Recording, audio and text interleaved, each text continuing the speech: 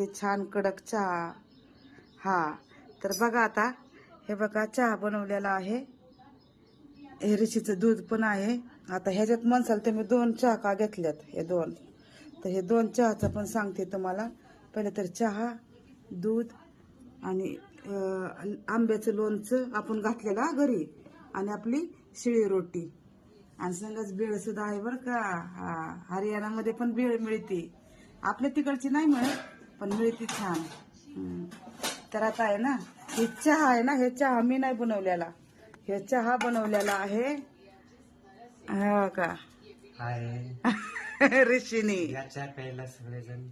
ऋषीने चहा बनवलेला आहे, आणि ऋषीला चहा प्यायचा नाहीये बरं का, ऋषीला दूध घ्यायचंय.